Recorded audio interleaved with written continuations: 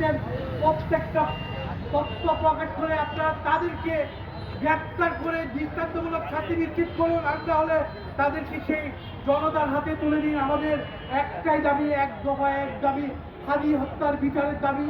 সেই ফয়সাল সুগারের ফাঁসি নিশ্চিত করতে চাই।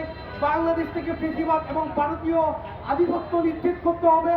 ভারতীয় জন্ম নেবে, তারপরও ভারতের আধিপত্যের বিরুদ্ধে আমাদের কণ্ঠস্বর বজায় থাকবে। এই বাংলাদেশে যে রাজনৈতিক নেতারা ভারতের আধিপত্য মেনে নেবে, তাদের বিরুদ্ধেও আমাদের অবস্থান থাকবে। এই দেশে কোন রাজনৈতিক নেতৃবৃন্দ যদি ভারতের উস্কানি, ভারতের দালালি করে, তাহলে তার বিরুদ্ধে আমাদের অবস্থান স্পষ্ট থাকবে। এই দেশের স্বার্থে আমরা আনতে হবে। এবং আপনারা দেখতে পাচ্ছেন যে বিগত সরকারের আমলে, স্বৈরাচারের আমলে যেখান থেকে হোক, যেভাবে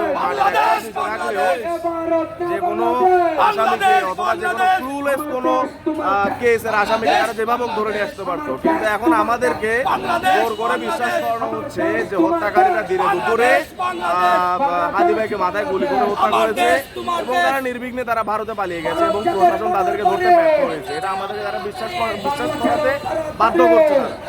আমরা এখনো বিশ্বাস করতে চাই যে আমাদের যে প্রশাসন, তারা দেশের প্রশাসন এবং বাংলাদেশ মন্ত্রী প্রশাসন, তারা চাইলে এখনো হাদি ভাইয়ের হত্যাকারীদেরকে তারা বিচারের আওতায় আনতে পারে এবং সেই একমাত্র হাদি ভাইয়ের হত্যাকারীদের বিচারের দাবিতে আজকে আমাদের এই অবস্থান কর্মসূচি এবং ইনশাআল্লাহ এটা অনির্দিষ্টকাল পর্যন্ত চলবে। ইনশাআল্লাহ হত্যা করেছে সে হত্যাকারীদেরকে যেন আইনের আওতায় আনা হয়, এটার দাবিতে আমরা হত্যা করছি।